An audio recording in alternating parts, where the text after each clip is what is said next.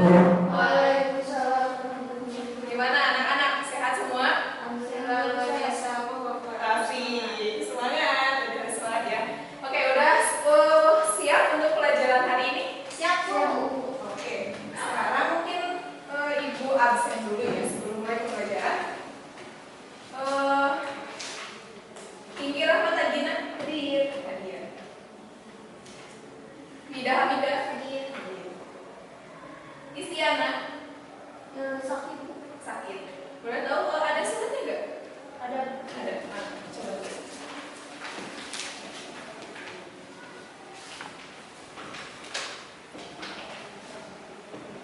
Oke, Istiana sedang sakit, kita doakan ya, mudah-mudahan beliau segera kembali sehat dan bisa belajar bareng kita semua. Amin.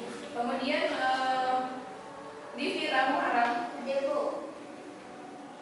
Dwi Wahyuliana, Ratna Riris, Kayaknya izin, Bu. Ijit. Kemarin soalnya orang tuanya umroh. Oh, alhamdulillah. Semoga ya. Masya Allah. Semoga orang tuanya selalu diberkahi dan diberikan keselamatan sehingga tiba lagi di tanah air kita ya. Oke. Sebelum mulai pelajaran, kita itu minggu kemarin membahas apa ya? Coba ada yang ingat? Tentang karya dua dimensi, Bu. Betul, karya dua dimensi.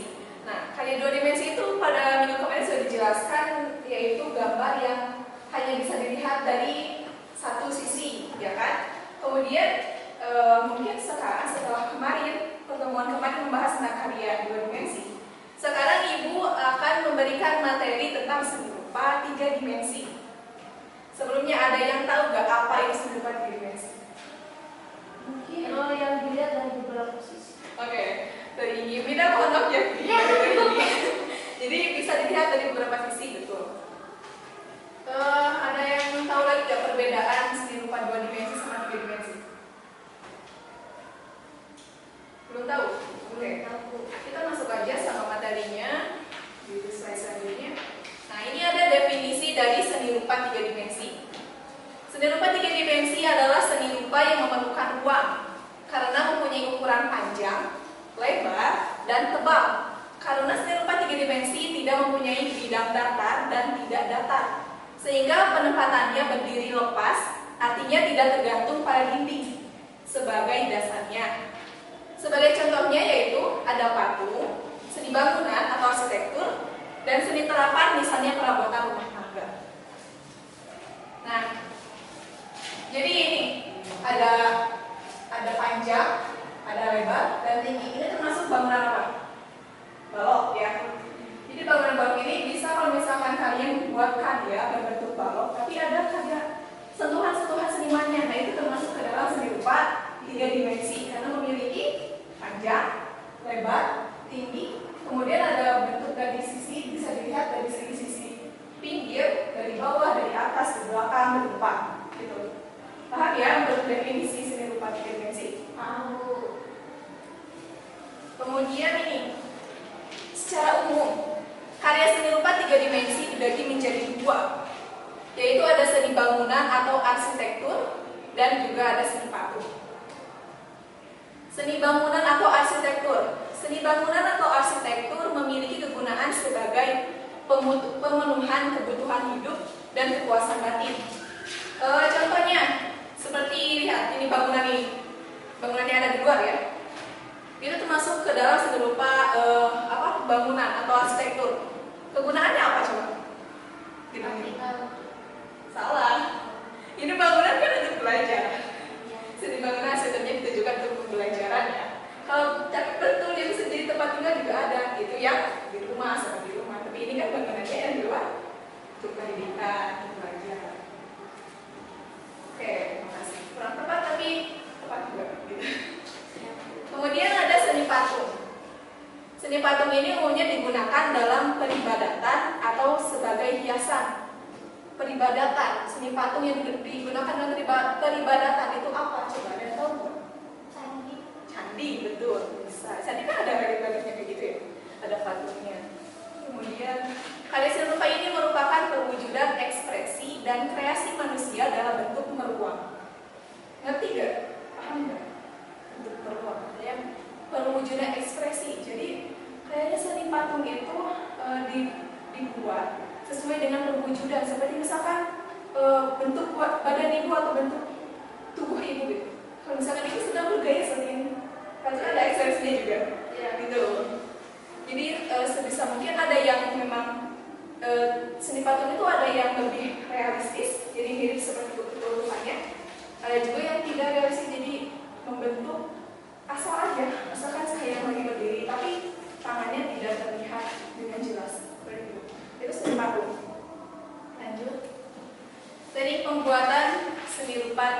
dimensi. Media berkarya seni rupa 3 dimensi sangat beragam, tergantung dari teknik yang digunakan. Teknik pembuatan seni rupa 3 dimensi sebagai berikut. Yang pertama, teknik pahat, yaitu mengurangi bahan menggunakan alat pahat. Misalnya, membuat patung dari relief dengan bahan dasar kayu dan batu. Coba, ada yang tahu nggak? Teknik pahat itu alatnya seperti apa? Apa nama alatnya? Nama alatnya sudah ada. Menggunakan alat pahat khusus kayu. Ada yang sudah tahu atau sudah berpengalaman mungkin di rumahnya ada alatnya? Tidak ada. Tidak ada. Kalau tadi pernah lihat nggak seni pahat itu? Pernah. Contohnya apa ya? Coba. Kayu. Iya, terbuat dari kayu. Tapi contoh bentuk hasil dari pahatan itu tersendiri. Hiasan yang biasanya di kursi-kursi. Bisa, ya itu bisa termasuk. Kemudian kan patung juga tidak harus bisa juga kan, ada juga yang dari kayu. Tapi kebanyakan seni pahat itu buat apa ya, seni yang dari bahan perabotan tadi kan, ada yang jadi buat bahan perabotan atau alat furnitur. Nah, kebanyakan pahat itu di kayu dijadikan alat atau sebagai furnitur. Kemudian yang kedua, ada teknik butsir. Tahu nggak teknik butsir? Coba ini tahu? Mungkin teknik busir itu gini ya, memahat kayu. Memahat kayu. Oke, jadi butsir itu yaitu membentuk, makasih ya, terima kasih. Yaitu membentuk benda dengan mengurangi dan menambahkan bahan, misalnya membuat keramik dengan bahan dasar tanah liat. Jadi ini tadi sudah cukup hampir benar.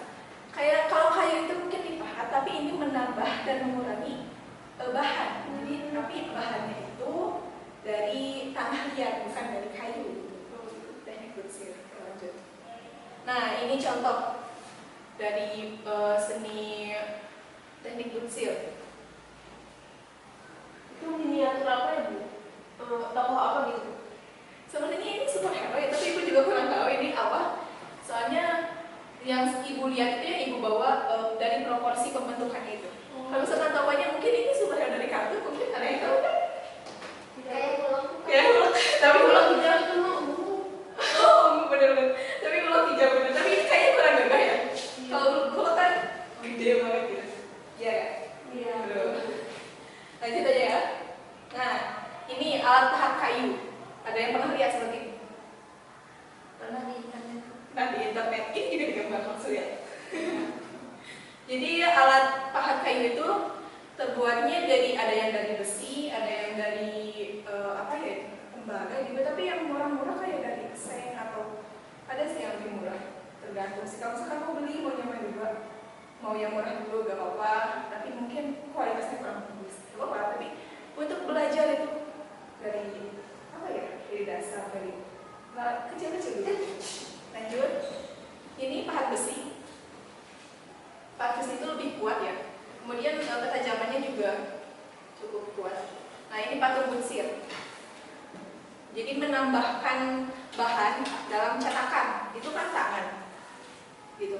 Dalam dimasukkan, kemudian tangan kita diambil. Jadi ada kayak cetakan itu, tahu nggak? Ada yang tahu coba bisa tanya?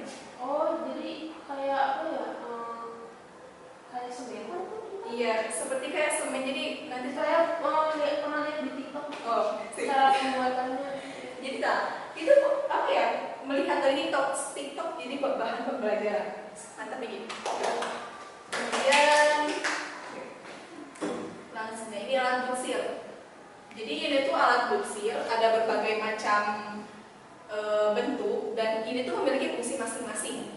Dari setiap segi bentuk di sininya itu memiliki fungsi masing-masing dalam pembuatan karya seni rupa patung. Kemudian teknik cat, yaitu membuat karya seni dengan membuat alat cetakan, kemudian dituangkan adonan berupa semen, gips, dan sebagainya sehingga menghasilkan bentuk yang diinginkan, misalnya membuat patung. Kayak yang tadi contohnya. Kemudian ada teknik kelas, yaitu membuat karya seni dengan cara menggabungkan bahan satu ke bahan lain untuk mendapatkan bentuk tertentu, misalnya membuat patung kontemporer dengan bahan dasar logam. Nah, ini cetakan untuk teknik core. Jadi ini tuh ada cetakan. Jadi kalau misalkan kalian mau bikin bentuk apa ya, kayak bentuk bintang, nanti itu dibikin dulu cetakannya berbentuk bintang atau kayak ini kayak seperti payung ini, seperti gambar payung apa ya? Nggak tahu begini. Seperti gambar payung, cetakannya seperti ini nanti dituangkan si kayak gips atau semen, dituangkan ke dalam hingga mengering. Si cetakan ini bahan dasarnya itu enggak keras tapi elastis. Jadi setelah si bahannya tadi dimasukkan seperti gips dan semen itu sudah mengeras, bisa langsung dibuka. Jadi elastis bahannya ada di luar.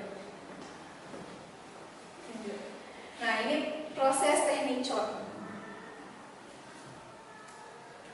Ini termasuk patung kontemporer. Teknik las. Jadi dilas. Ini kayak seperti peniti ya. Jadi digabungkan sama ini yang besi seperti ini, jadi karya seni. Karya seninya dibantu dengan teknik las. Lanjut. Ada teknik cetak, yaitu membuat karya seni dengan cara membuat cetakan terlebih dahulu. Seperti kayak yang tadi ya. Jadi pembuatan cetakan. Misalnya membuat keramik dan patung dengan bahan dasar tanah liat dan semen. Nah, ini teknik cetak. Ada cetakannya dulu, dimasukkan, jadi membentuk suatu karya seni patung. Jadi tidak diukir, tidak memakai alat bantu seperti kursi, lagi langsung ini dicetak, membentuk bentuk yang diinginkan. Oke, ada yang mau ditanyakan? Cukup jelas, yakin cukup jelas. Masa gak ada yang ditanyakan? Sudah paham? Oke, silakan. Buat patung itu selain dari tanah liat sama gitu bisa dari mana lagi? Untuk seni dalam kesenian atau pembuatan patung itu tidak terbatas tertuang dari kayu, dari tanah liat saja seperti itu, tapi bisa juga dengan imajinasi kita itu harus lihat. Misalkan kamu mau bikin patung dari bahan yang sudah tidak terpakai seperti besi misalkan digabung-gabungkan menjadi patung, itu juga bisa. Itu termasuk kayak karya seni rupa 3 dimensi. Itu bahan dasarnya tidak seperti tadi yang dibahas. Jadi untuk alat, untuk bahan, untuk tekniknya juga berbeda dari tadi yang dibahas. Tapi bisa saja membuat patung, karya seni patung itu dari bahan yang lainnya. Serah. Kemudian ada lagi yang mau ditanyakan? Sudah jelas. Kalau gitu sudah jelas ya. Tadi juga Ibu sudah menerangkan, kalian mungkin sudah paham. Oke, jadi anak-anak semua tadi sudah paham ya apa yang sudah Ibu terangkan? Sudah paham? Paham. Ada yang mau ditanyakan lagi? Tidak ada. Cukup. Oke, kalau gitu kita langsung saja tugas kelompok bawah. Jadi kalian teman-teman semua di sini, anak-anak semua, Ibu bagi 2 kelompok. Mungkin karena ada orang jadi dibagi 2 orang ya.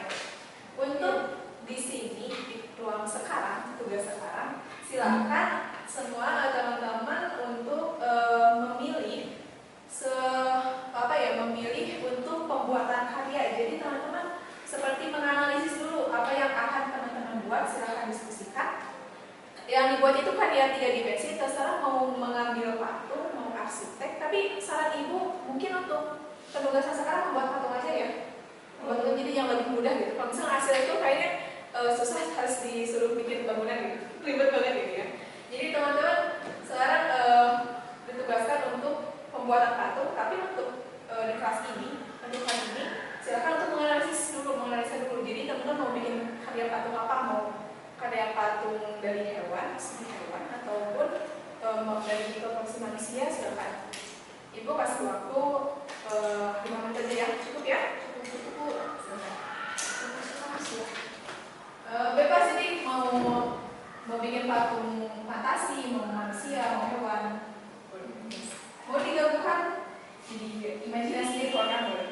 Udah digambar.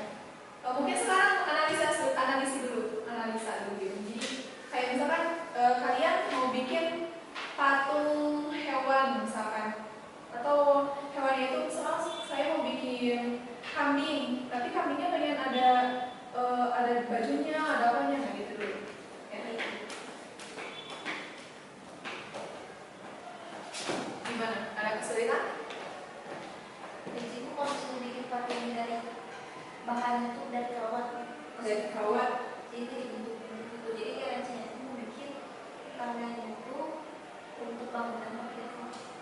Oh boleh, silakan. Kalau misalkan Anda bisa dan sudah ingin membuatnya, silakan. Kreasinya dikeluarkan saja. Ada kesulitan nggak? Kalau saya pun seperti ini boleh nggak Bu sih? Saya kan mau bikin patung ini kelinci dari tangan liat, tapi ininya dari kawat gitu Bu. Terus ini dudukannya pakai kayu boleh nggak? Boleh. Jadi lebih menempatkan berat di bawah itu biar nggak tumbang juga kan? Iya. Kawatnya juga membantu. Iya Bu.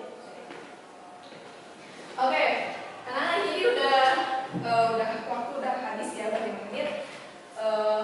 Gimana untuk analisanya sudah dikerjakan? Sudah beres?